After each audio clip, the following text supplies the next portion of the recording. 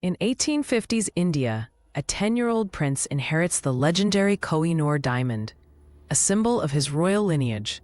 Weighing 186 carats, this colorless diamond was mined from the Kolar mine in Golconda and passed down through Mughal emperors before reaching the Sikh Empire.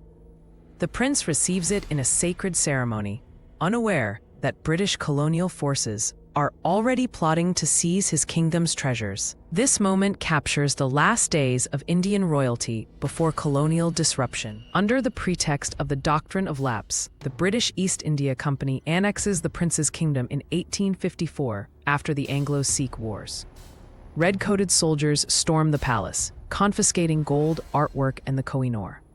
Historical records show Governor-General Lord Dalhousie personally ensured the diamond's transfer, claiming it as compensation for war costs. The prince, now a political prisoner, watches helplessly as his heritage is catalogued as war spoils, a stark example of colonial resource extraction.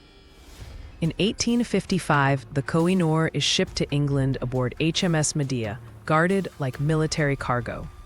Naval logs reveal it traveled in a locked iron box, insured for £1 million, equivalent to £130 million today. Queen Victoria's court spins the narrative as a voluntary gift from Indian rulers, obscuring its violent acquisition. The diamond's transport mirrors Britain's systemic plunder. Over $45 trillion worth of wealth was extracted from India during colonial rule, as economist Utsa Patnaik's research shows. Disappointed by the diamond's lack of brilliance, Queen Victoria orders it recut in 1856 by Dutch jeweler Levi Benjamin Voorzanger. The process reduces its weight by 42% to 105.6 carats, but increases its sparkle for European tastes. Victoria wears it as a brooch at the 1856 Paris exhibition, a deliberate display of imperial dominance. Art historian Anita Anand notes this act symbolized Britain's cultural erasure. The Mughal-era diamond lost its original rose-cut shape, just as colonized lands were stripped of autonomy. By 1875, the deposed prince, now in his 30s, lives in political exile in London. A faded newspaper illustration shows Victoria wearing his diamond at her imperial durbar.